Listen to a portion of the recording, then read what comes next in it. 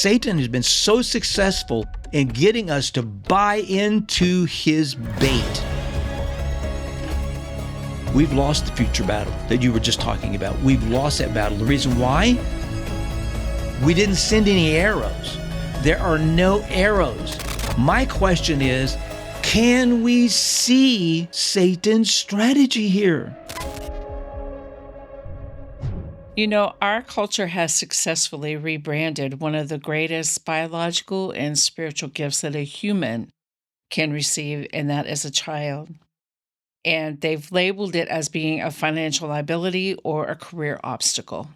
And motherhood is looked down upon unfavorably. It's really looked down upon in this society.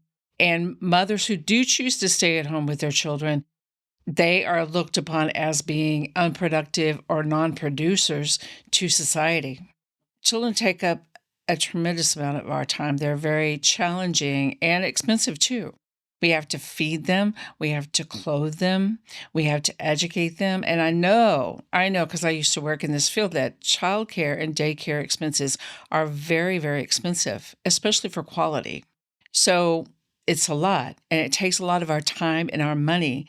And that's something, in our resources. So that's something that we want to reserve for ourselves, something that we wish we could keep for ourselves. You said, you made reference to time, money, and ourselves. Mm-hmm. I think that that's the core issue of the problem that we're facing in our society today that we don't even see. Right. Right? Mm-hmm. That's the core issue. I would say the idol in our nation, America, is really self. We prioritize our autonomy, our self-determination above everything else. We do. Think about it. Mm-hmm. That's what we do. And the children are caught in the crossfire. What do I mean? How we think about something, how we think about them versus how God sees them. Right. That's the crossfire I'm talking about. They're caught in the crossfire.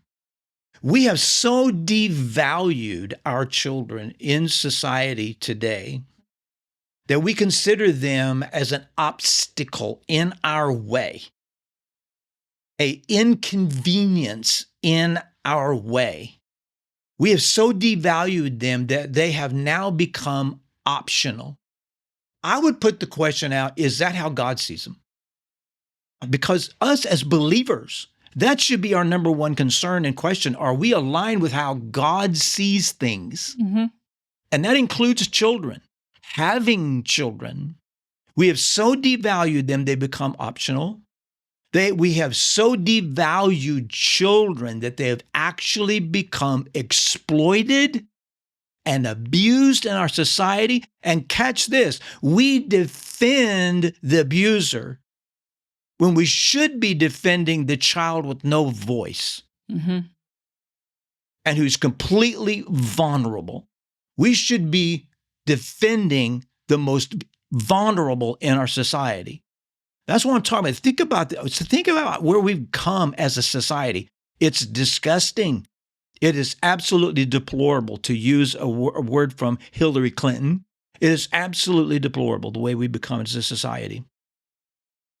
The ultimate rejection, think about this, the ultimate rejection of children in our society, we see it every day, multiple times a day, is called abortion on demand. Ooh. Abortion on demand has one statement, and it screams it into our society. The fruit of the womb is a curse. The fruit of the womb is a curse. Now, I said earlier, we prioritize our own autonomy over everything else. I want to put this question out for us to consider. When we ask ourselves that question, now I trust all of us are asking that question of ourselves right now. Right. Does that include God? One way to look at it is to go all the way back into the beginning. And in Genesis 1:28, it says, "Then God blessed them," Adam and Eve, Mm-hmm. "and God said to them, 'Be fruitful and multiply, fill the earth and subdue it.'" So as we see it, first of all, God blessed them. He blessed that union. And so there was a command for them to be fruitful and multiply because God wanted this earth to be populated with people. And how do you do that except to have people? And it could only be done. Little people. It could only be done through a woman and a man. That's right. So that it was, first of all, a command that God made to those two to populate the earth. So having children is a command. It's not a suggestion, right? No It is suggestion. not a suggestion. It's a command. And I say that, I make that distinction because so many of our society today really thinks that's very optional. Like I was talking about earlier, kids become optional. This is a very optional thing. Mm-hmm. Let's take a look at the lie. We're going to go to Psalm 127, verse 3. And God says, "Behold, children are a heritage from the Lord. The fruit of the womb is a reward." God says that children are a fruit. And he further says they're a reward. Mm-hmm.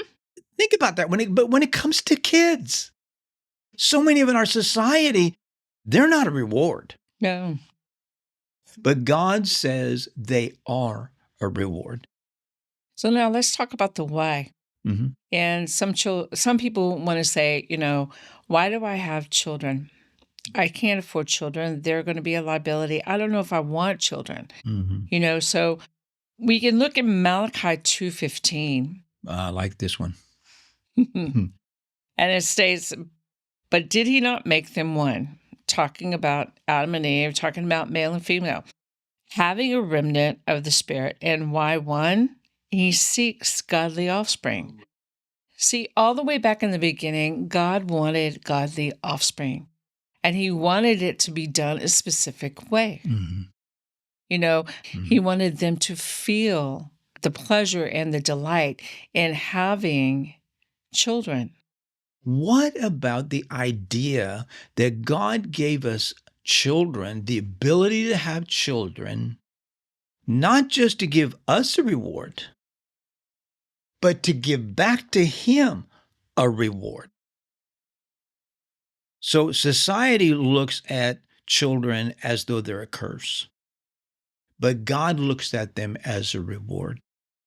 And I would say, like we just talked about, and it just came to me, a reward to us and a reward back to him as well. Right? Right. I think that's They awesome. should be. Yeah. They really should It be. really should be. We should look at having children. I'm giving back to God. Mm-hmm.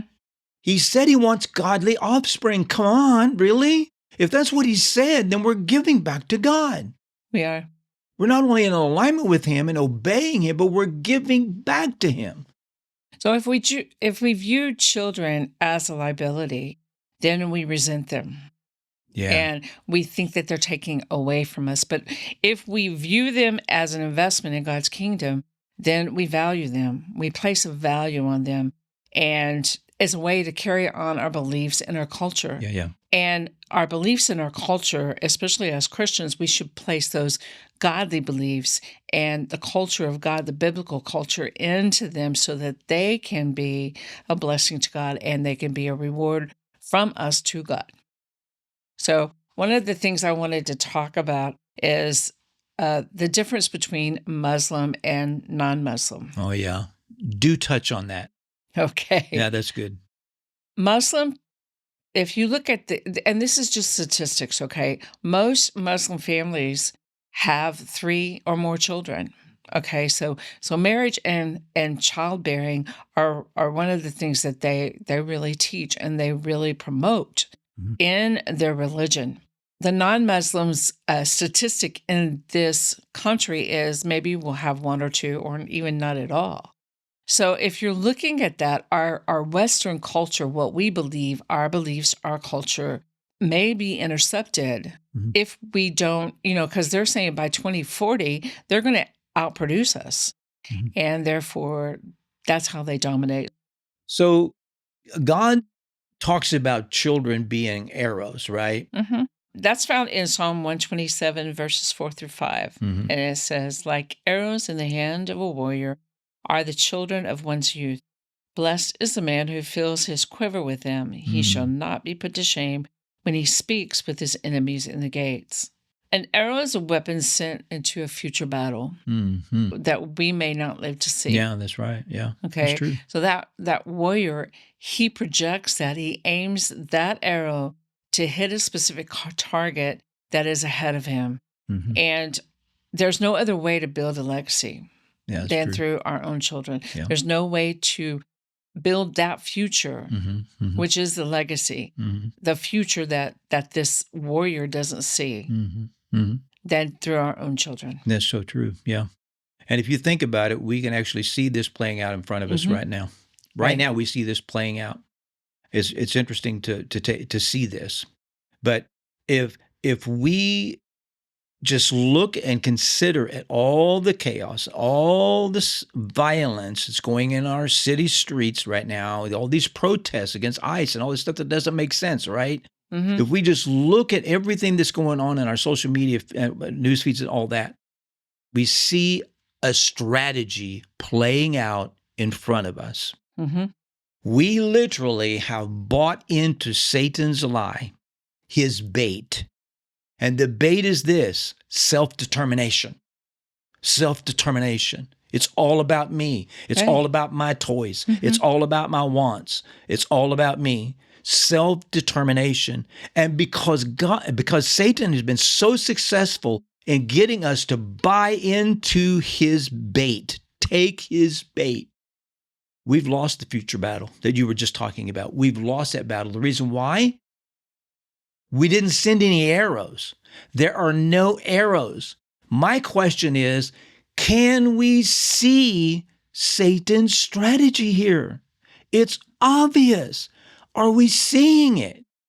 If we continue down this path, who's going to populate the future? We're going to self-destruct. Wow. We're not going to have anything of us in the future.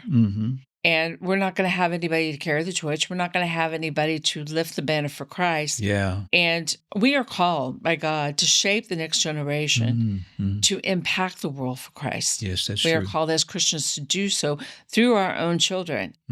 And they are God's arrows. Yeah, absolutely. They so much are.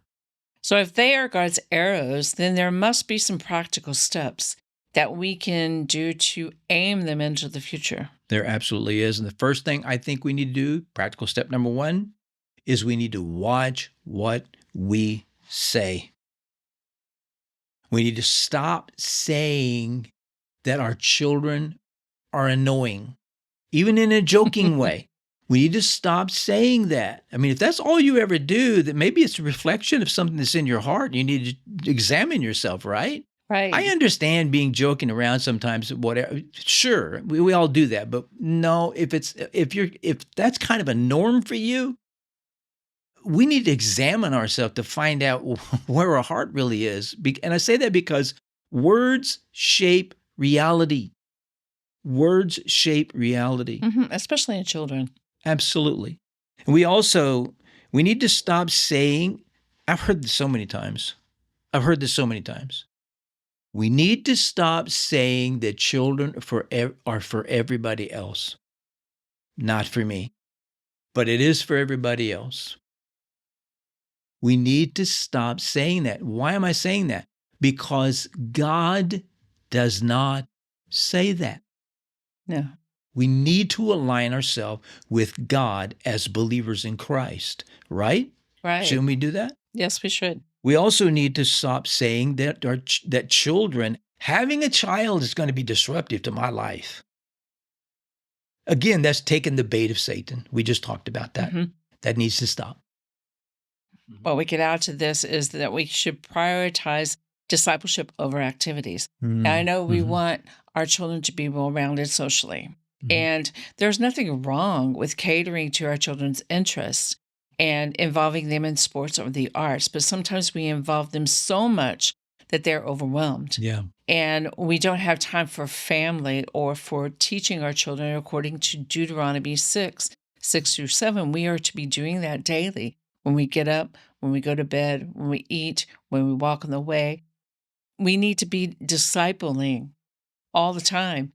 And having our children involved in activities is okay, but I think that we need to pull away and do some discipleship. We need to involve our children in some community activity through our communities, through our church, and through government. Yeah, So, absolutely. So these true. activities build character as well as sports activities or developing arts, Yeah. developing music or stuff like that. Those things we can do, but we spend so much time and money in involving our children in those things that we don't have time for the discipleship part to put in them the values that really truly count. Okay, so the third step in this practical advice, I think, would probably be, and something we've never thought about, we've never done, but it seems so fundamental now that I understand it, and that is coming up with a mission statement for our family. Now that's probably sounds pretty revolutionary to some people's thought process. I never thought of that. Well, we didn't either. But coming up with a mission statement for your family, I can't explain how important that really is today. Why do you want children?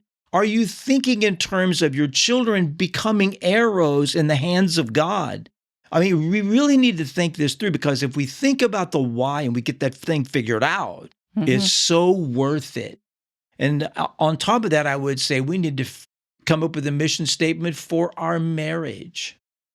Why are we getting married? We need to figure out that, because yes, it's true, we marry each other because we love each other. That's true. That should be a given, right? Right. But secondly, are we just pulling resources together so that we can have more toys, we can have some more things? Is that why we're getting married?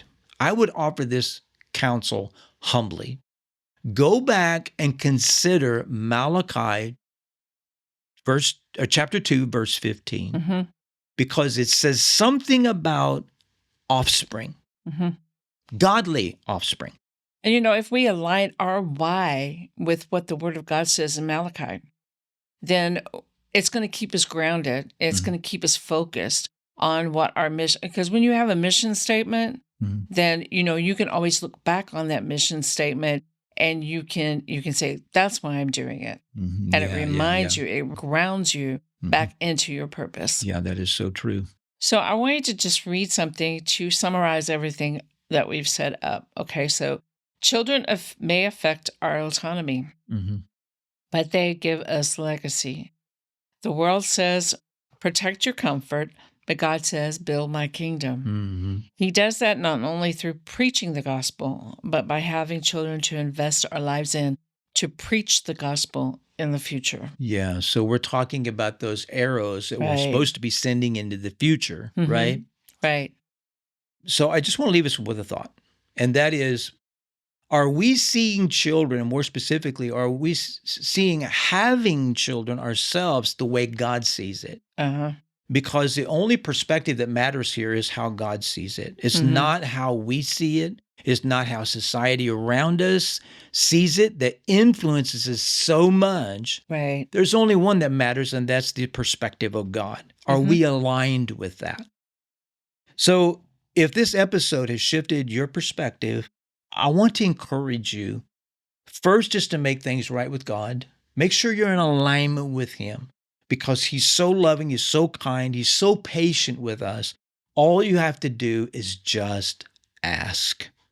Amen? Just That's right. ask. Also, if you found this of value to you, I want to encourage you to share this, obviously, with someone else. Share it with a friend. Share it with a parent. And as always, if you want to know more how you can make a difference, and specifically how you can create honor in your own home, watch this next video.